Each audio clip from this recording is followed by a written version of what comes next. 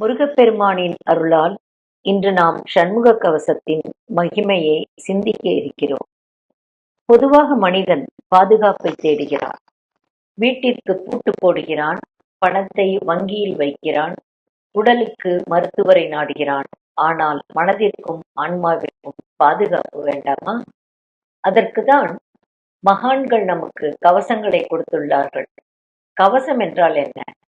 போர்க்களத்தில் வீரன் அணியும் இரும்பு கவசம் எதிரியின் அம்பும் வாளும் அவனை தாக்காமல் காக்கும். அதுபோல பக்தனை காக்கும் தெய்வீக அருள் கவசம்தான் சண்முக கவசம். இதனை அருளி செய்தவர் பாம்பன் சுவாமிகள். அவர் பாடிய ஒவ்வொரு பாட்டிலும் உள்ள சொற்கள் அனுபவத்தின் நெருப்பில் உருகி வந்தவை, புத்தக அறிவால் எழுதப்பட்டவை அல்ல. முருகனின் மேலிருந்த பக்தி அனுபவத்தால் பிறந்தவை.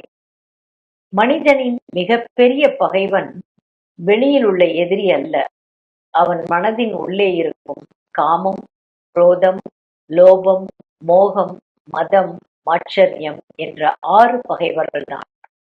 அவற்றை அழிப்பதற்காகவே 6 முகம் கொண்டு முருகன் அருள் புரிகிறான். ஒரு சிலந்தி வலை பின்னுகிறது. அந்த வலையில் சிக்கிய பூச்சி வெளியே வர முடியாமல் தவிக்கிறது. அதே போல நாம் ஆசை என்ற வலையில் சிக்கி இருக்கிறோம். பணம் வேண்டும், புகழ் வேண்டும், பதவி வேண்டும், அது வேண்டும், இது வேண்டும் என்று ஆசை சுழலில் சிக்கி தவிக்கிறோம். இந்த நிலையில் நாம் முருகனை மனதார நம்பி கவசத்தை பாடினால் முருகனின் வேல் அந்த ஆசை பாசவலையை அறுக்கிறது. சண்முக கவசத்தில் தலை முதல் பாதம் வரை ஒவ்வொரு உறுப்பையும் முருகன் காக்க வேண்டும் என்று குமரகுருதாச சுவாமிகள் நெஞ்சு நெக்குருகி பாடியுள்ளார். ஏன்? இந்த உடல் என்னுடையதல்ல முருகா, உன்னுடையது, நீயே அதனை காப்பாற்ற வேண்டும் என்று உரைக்கிறார். இங்கு சுவாமிகளின் முழு சரணாகதி தெரிகிறது. ஒரு குழந்தை தாயின் கையை பிடித்து கொண்டால் தட்டு தடுமாறி விழலாம். ஆனால் தாய் குழந்தையின் கையை பிடித்தால் குழந்தை விழாது. அதுபோல நாம் முருகனை பிடிப்பதை விட முருகன் நம்மை பிடிக்க வேண்டும். அதற்கான வழிதான் சண்முக கவச பாராயணம். பாம்பன் சுவாமிகள் முருகனை வெறும் தெய்வமாக பார்க்கவில்லை, உயிராக பார்த்தார், நண்பனாக பார்த்தார், குருவாக பார்த்தார், தாயாக பார்த்தார். அதனால்தான் அவருடைய பாடல்களின் சொற்களில் உயிர் இருக்கிறது. இன்றும் நூற்றாண்டுகளுக்கு பிறகும் அந்த பாடல்களை படிக்கும்போது நமக்கு நேர்மறை அதிர்வு ஏற்படுகிறது. அது வார்த்தையின் சக்தி அல்ல, முருகன் அருளின் சக்தி. இன்று மனிதனுக்கு எல்லாம் இருக்கிறது. வீடு, பணம், பதவி அனைத்தும் இருக்கிறது. ஆனால் நிம்மதி இல்லை. காரணம், மனதில் பயம் இருக்கிறது. நாளை என்ன ஆகும்?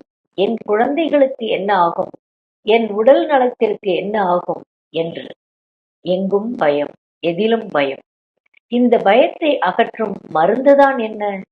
முருகன் மீது நாம் வைக்கும் நம்பிக்கை மட்டுமே. அந்த நம்பிக்கையை வளர்க்கும் சாதனம்தான் சண்முக கவசம். நான் என்ற அகங்காரம் கரைய வேண்டும். சர்வமயமானவன் முருகன் என்ற உணர்வு மலர வேண்டும். முருகனை சரணாகதி அடைய வேண்டும். ஆன்மா இறைவனோடு ஒன்றாக வேண்டும். இதுவே சண்முக கவசத்தின் பரமபலன். சண்முக கவசம் என்பது வெறும் பாடல் அல்ல, அது ஒரு பிரார்த்தனை, அது ஒரு சரணாகதி, அது ஒரு ஆன்மீக பயணம், அது முருகனின் அருள் கவசம்.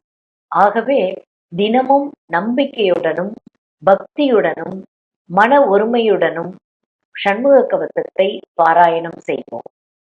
திருமுருக கிருபானந்த வாரியார் அவர்கள் சண்முக கவசத்தை பற்றி பேசும்போது, முருகனை நம்பி கவசம் ஓதுபவன் தனியாக இல்லை, அவனுக்கு முன்னால் பின்னால் சுற்றிலும் வேல் இருக்கின்றது.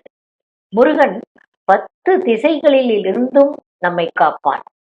நம் உள்ளத்தில் ஞானமாகவும் இருந்து காப்பான் என்று உணர்வு பூர்வமாக விளக்குகிறார்.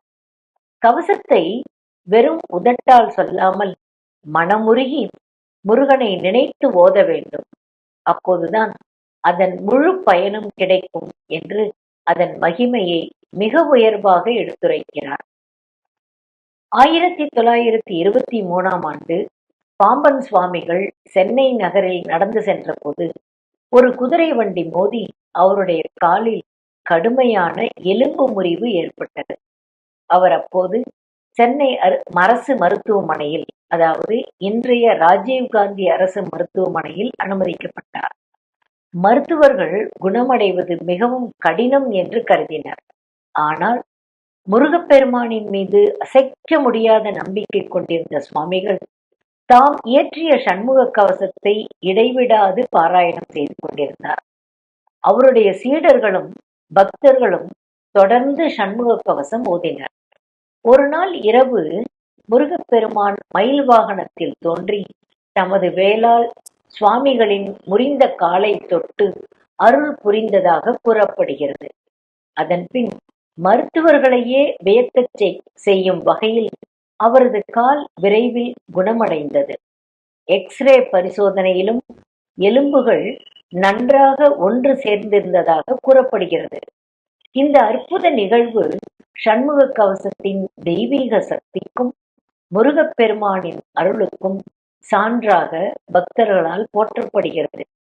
இதன் நினைவாக ஒவ்வொரு ஆண்டும் மார்கழி மாதத்தில் சென்னை திருவான்மியூரில் மயூர வாகன சேவை சிறப்பாக கொண்டாடப்படுகிறது. இந்த நிகழ்வு இன்று வரை சண்முக கவச பாராயணத்தின் மகிமையை எடுத்துரைக்கும் புகழ்பெற்ற சம்பவமாக விளங்குகிறது. பாம்பன் சுவாமிகள் கூறியது போல, சண்முக கவசத்தை நம்பிக்கையுடன் ஓதுவோர் முருகனின் அருளாலும் பாதுகாப்பாலும் காக்கப்படுவர். வேலுண்டு வினையில்லை, மயிலுண்டு பயமில்லை, குகனுண்டு குறையில்லை மனமே, கந்தனுண்டு கவலை இல்லை மனமே மனமே. ஓம் சரவணபவ.